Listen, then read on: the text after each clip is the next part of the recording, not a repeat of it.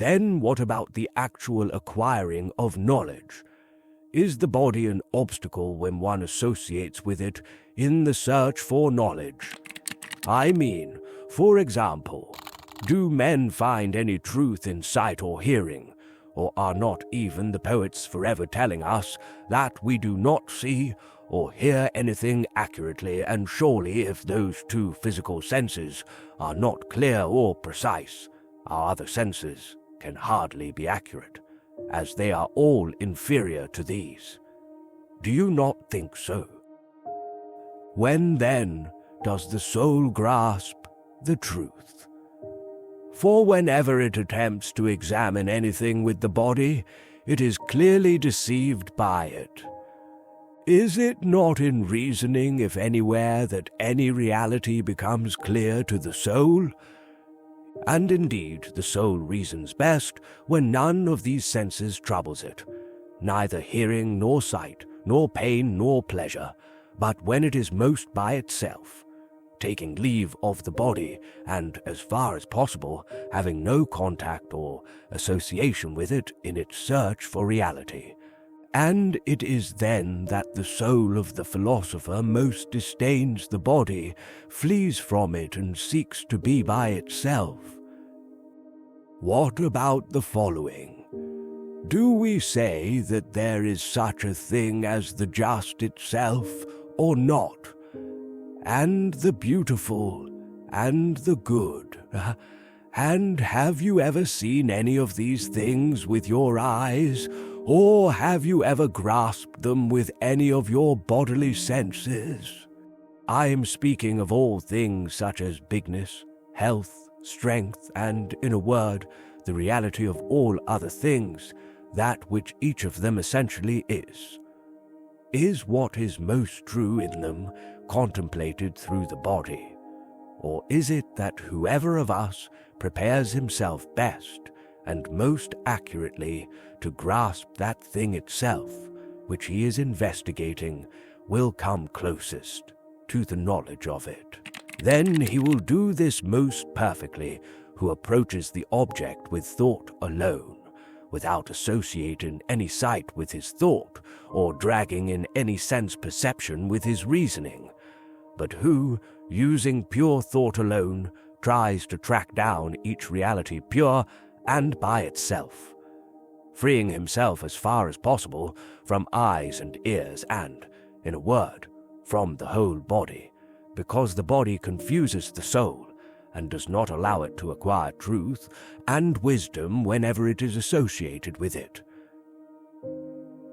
Will not that man reach reality, if anyone does? All these things will necessarily make the true philosophers believe and say to each other something like this: there is likely to be something, such as a path to guide us out of our confusion, because as long as we have a body and our soul is fused with such an evil, we shall never adequately attain what we desire, which we affirm to be the truth. The body keeps us busy in 1,000 ways because of its need for nurture. Moreover, if certain diseases befall it, they impede our search for the truth.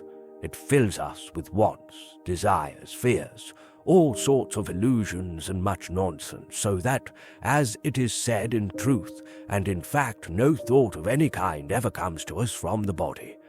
Only the body and its desires cause war, civil discord and battles, for all wars are due to the desire to acquire wealth, and it is the body and the care of it to which we are enslaved, which compel us to acquire wealth, and all this makes us too busy to practice philosophy.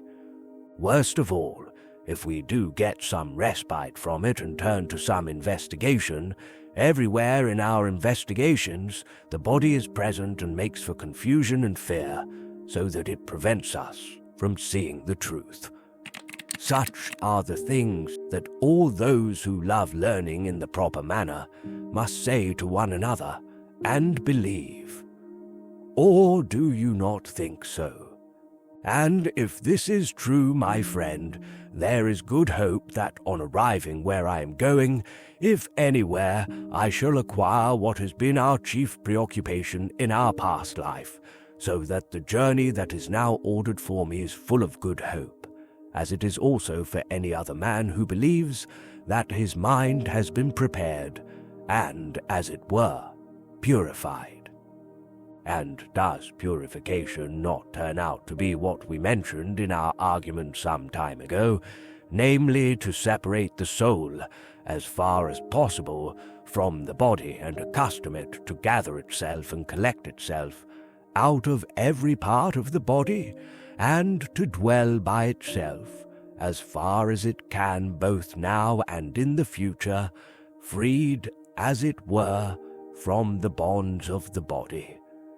And that freedom and separation of the soul from the body is called death. It is only those who practice philosophy in the right way, we say, who always most want to free the soul, and this release and separation of the soul from the body is the preoccupation of the philosophers. Therefore, as I said at the beginning, it would be ridiculous for a man to train himself in life to live in a state as close to death as possible, and then to resent it when it comes. In fact, those who practice philosophy in the right way are in training for dying, and they fear death, least of all men. If they are altogether estranged from the body and desire to have their soul by itself, would it not be quite absurd for them to be afraid and resentful when this happens, if they did not gladly set out for a place where, on arrival, they may hope to attain that for which they had yearned during their lifetime, that is, wisdom, and where they would be rid of the presence of that from which they are estranged? Many men, at the death of their lovers, wives, or sons, were willing to go to the underworld, driven by the hope of seeing there those for whose company they longed, and being with them. Will then a true lover of wisdom, who has a similar hope and knows that he will never find it to any extent except in Hades, be resentful of dying and not gladly undertake the journey thither? One must surely think so, my friend, if he is a true philosopher, for he is firmly convinced that he will not find pure knowledge anywhere except there. And if this is so, then, as I said just now, would it not be highly unreasonable for such a man to fear death?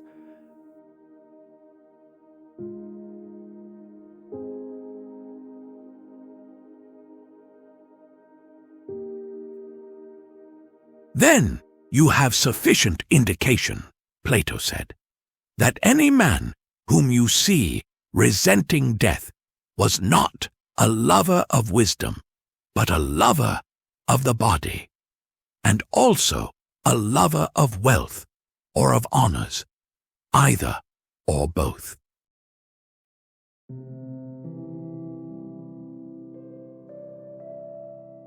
Aristotle, one of the greatest minds of the ancient world, was a student of Plato and later became a tutor to Alexander the Great. His influence reaches across time, touching nearly every area of human thought. While he deeply admired his teacher and learned much from him, he soon carved his own path. Aristotle's reflections on his teacher's ideas would open new doors, forever changing how we understand the world. This shift marked a turning point that not only shaped the intellectual landscape of his time, but continues to resonate throughout the centuries. When the objects of an inquiry in any department have principles, causes, or elements, it is through acquaintance with these that knowledge and understanding is attained. For we do not think that we know a thing until we are acquainted with its primary causes or first principles and have carried our analysis as far as its elements. Plainly, therefore, In the science of nature, too, our first task will be to try to determine what relates to its principles. The natural way of doing this is to start from the things which are more knowable and clear to us and proceed towards those which are clearer and more knowable by nature. For the same things are not knowable relatively to us and knowable without qualification. So we must follow this method and advance from what is more obscure by nature, but clearer to us, towards what is more clear and more knowable by nature. Now, what is to us plain and clear at first is rather confused masses, the elements and principles of which become known to us later by analysis. Thus, we must advance from universals to particulars, for it is a whole that is more knowable to sense perception, and a universal is a kind of whole, comprehending many things within it, like parts. Much the same thing happens in the relation of the name to the formula. A name, for an example, circle, means vaguely a sort of whole. Its definition examines this into particulars. Similarly, a child begins by calling all men father and all women mother, but later on distinguishes each of them. Now, to investigate whether what exists is one and motionless is not a contribution to the science of nature. Do you need to be reminded, or do you remember that if it's rightly said that someone loves something, then he mustn't love one part of it and not another, but he must love all of it? Further, don't you see wine lovers behave in the same way? Don't they love every kind of wine and find any excuse to enjoy it? And I think you see honor lovers, if they can't be generals, be captains, and if they can't be honored by people of importance and dignity, they put up with being honored by insignificant and inferior ones, for they desire the whole of honor. When we say that someone desires something, do we mean that he desires everything of that kind, or that he desires one part of it, but not another? If everything, then won't we also say that the philosopher doesn't desire one part of wisdom rather than another, but desires the whole thing?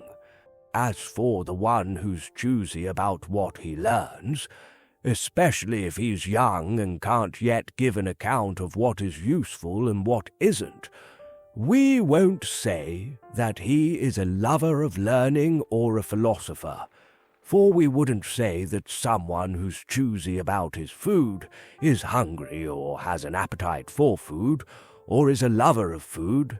Instead, we'd say that he is a bad eater. But the one who readily and willingly tries all kinds of learning, who turns gladly to learning and is insatiable for it, is rightly called a philosopher, isn't he? Those who love the sight of truth. What exactly I mean is that since the beautiful is the opposite of the ugly, they are two. And since they are two, each is one. And the same account is true of the just and the unjust, the good and the bad, and all the forms. Each of them is itself one, but because they manifest themselves everywhere, in association with actions, bodies, and one another, each of them appears to be many. So, I draw this distinction. On one side are those we can call lovers of sights, lovers of crafts, and practical people. On the other side are those we are arguing about, and whom one would alone call philosophers, the lovers of sights and sounds, like beautiful sounds, colors, shapes, and everything fashioned out of them. But their thought is unable to see and embrace the nature of the beautiful itself. In fact, there are very few people who would be able to reach the beautiful itself and see it by itself. Isn't that so? What about someone who believes in beautiful things, but doesn't believe in the beautiful itself, and isn't able to follow anyone who could lead him to the knowledge of it. Don't you think he is living in a dream rather than awakened state? Isn't this dreaming, whether asleep or awake, to think that a likeness is not a likeness, but rather the thing itself, that it is like? But someone who, to take the opposite case, believes in the beautiful itself, can see both it and the things that participate in it, and doesn't believe that the participants are it, or that it itself is the participants. Is he living in a dream, or is he awake?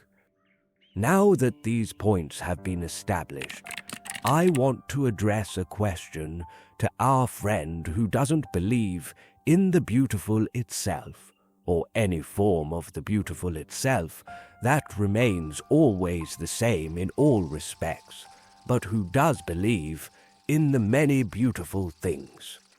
The lover of sights, who wouldn't allow anyone to say that the beautiful itself is one, or that the just is one, or any of the rest. My dear fellows will say, of all the many beautiful things, is there one that will not also appear ugly, or is there one of those just things that will not also appear unjust? What about the many doubles? Do they appear any the less halves than doubles? So, with the many bigs and smalls and lights and heavies, is any one of them any more what we say it is than its opposite? Is any one of the manys what we say it is then any more than it is not what he says it is? Or can you find a more appropriate place to put them than intermediate between being and not being? Surely they can't be more than what is, or not be more than what is not, for apparently nothing is darker than what is not or clearer than what is. We've now discovered, it seems, that the many conventions of the majority of people about beauty and the others are rolling around as intermediates between what is not and what purely is. As for those who study the many beautiful things, but do not see the beautiful itself, and are incapable of following another who leads them to it, who see many just things, but not the just itself. And so with everything, these people, we shall say, opine everything, but have no knowledge of anything they opine. What about the ones who in each case study the things themselves that are always the same in every respect? Won't we say that they know and don't opine? Shall we say, then, that these people love and embrace the things that knowledge is set over, as the others do the things that opinion is set over? Remember we said that the latter saw and loved beautiful sounds and colours and the like, but wouldn't allow the beautiful itself to be anything. We won't be in error then if we call such people lovers of opinion rather than philosophers or lovers of wisdom and knowledge. As for those who in each case embrace the thing itself, we must call them philosophers, not lovers of opinion. You asked no questions as to how flesh or bones, or any of the other similar things, come to be. Nor again did you examine the conditions under which alteration or growth are attributable to things. Again, of the ways in which it is proved that the forms exist, none is convincing. For from some, no inference necessarily follows. And from some it follows that there are forms even of things of which you think there are no forms. For according to the arguments from the sciences, there will be forms of all things of which there are sciences, and according to the argument that there is one attribute common to many things, there will be forms even of negations. And according to the argument that thought has an object when the individual object has perished, there will be forms of perishable things. For we can have an image of these. Again, of the most accurate arguments, some lead to ideas of relations, of which you say there is no independent class, and others involve the difficulty of the third man. Again, according to the assumption on which the belief in the ideas rests, there will be forms not only of substances, but also of many other things. For the concept is single, not only in the case of substances, but also in that of non-substances, and there are sciences of other things than substance, and 1,000 other such conclusions also follow. But according to the necessities of the case and the opinions about the forms, if they can be shared in, there must be ideas of substances only, for they are not shared in incidentally, but each form must be shared in as something not predicated of a subject. Therefore, the forms will be substance, and the same names indicate substance in this and in the ideal world, or what will be the meaning of saying that there is something apart from the particulars, the one over many. And if the ideas and the things that share in them have the same form, there will be something common. For why should two be one and the same in all the perishable twos, or in the twos, which are many but eternal, and not the same in the two itself as in the individual two? But if they have not the same form, they will have only the name in common, and it is as if one were to call both Callias and a piece of wood man, without observing any community between them. Above all, one might discuss the question what on earth the forms contribute to sensible things, either to those that are eternal or to those which come into being and cease to be, for they cause neither movement nor any change in them. But again, they help in no way towards the knowledge of other things, for they are not even the substance of these, else they would have been in them, nor towards their being, at least if they are not in the individuals which share in them, for in that case they might be thought perhaps to be causes, as white is for the white thing in which it is mixed. But this argument, which was used first by Anaxagoras and later by Eudoxus in his discussion of difficulties and by certain others, is too easily upset. For it is easy to collect many insuperable objections to such a view. But further, all other things cannot come from the forms in any of the ways that are usually suggested. And to say that they are patterns, and the other things share in them, is to use empty words and poetical metaphors. For what is it that works, looking to the ideas? And anything can both be and come into being without being copied from something else, so that whether Socrates exists or not, a man like Socrates might come to be. And evidently this might be so even if Socrates were eternal. And there will be several patterns of the same thing, and therefore several forms. Again, the forms are patterns not only of sensible things, but of things themselves also. For an example, the genus is the pattern of the species of the genus. Therefore, the same thing will be pattern and copy. Again, it might be thought impossible that substance, and that whose substance it is, should exist apart.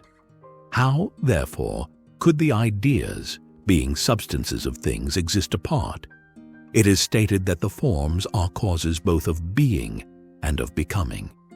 Yet though the forms exist, still things do not come into being, unless there is something to move them. And many other things come into being of which you say there are no forms. Clearly, therefore, even the things of which you say there are ideas can both be and come into being owing to such causes as produce the things just mentioned, and not owing to the forms. But regarding the ideas, it is possible both in this way and by more abstract and more accurate arguments to collect many objections like those we have considered. And regarding movement, if the great and the small are to be movement, evidently the forms will be moved. But if they are not, whence did movement come? If we cannot answer this, the whole study of nature has been annihilated.